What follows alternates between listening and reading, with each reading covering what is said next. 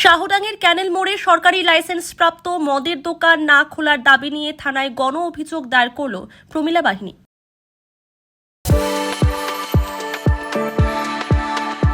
We are the dreamers, the achievers, and the leaders.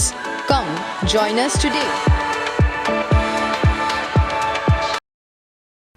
বুধবার রাজগঞ্জ ব্লকের বিন্নাকুড়ি গ্রাম পঞ্চায়েতের অন্তর্গত শাহডাঙ্গি, শিবনাথপাড়া, বানিয়াপাড়া, বীরবান সহ পার্শ্ববর্তী এলাকার মহিলারা ও ইন্টারন্যাশনাল হিউম্যান রাইটস কাউন্সিলের শিলিগুড়ি শাখার পক্ষ থেকে ভোরের আলো থানায় গণ অভিযোগ দায়ের করা হয়।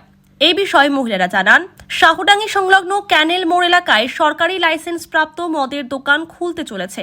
এই এলাকার আশেপাশে বেশ কয়েকটি সরকারি ও বেসরকারি স্কুল রয়েছে।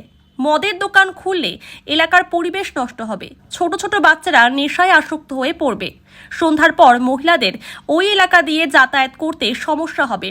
মদের দোকান হলে পারিবারিক অশান্তি আরও বাড়বে। আমরা চাই এই মদের দোকান অন্যত্র সরিয়ে নিয়ে যাওয়া হোক। নিয়ে আসছি আমাদের ইন্টারন্যাশনাল হিউম্যান রাইটস কাউন্সিল থেকে। আমাদের যে বানিয়াপাড়া মোড় আছে, আমাদের ক্যালান মোড়, তো ওখানে একটা আমাদের ওয়ার্কশপ হচ্ছে। তো সেটা আমরা সবাই, আমাদের পাড়া, আমাদের যে ক্লাব স্কুল আছে সামনে, তো সবাই আমার কাছে একটা অভিযোগ দিয়েছে, সেটা আমরা বন্ধ করতে চাই। আমরা এটা করতে দিচ্ছি না। আর ওনার যদি করার ইচ্ছা আছে তো অন্য কোথাও করতে পারে, কিন্তু আমাদের এই শাহডাঙ্গিতে হচ্ছে না। গ্রামে সামনে স্কুল আছে, সামনে আমাদের মন্দির আছে। আমাদের এমনিতেও আমাদের পরিবেশটা খুবই খারাপ এখন।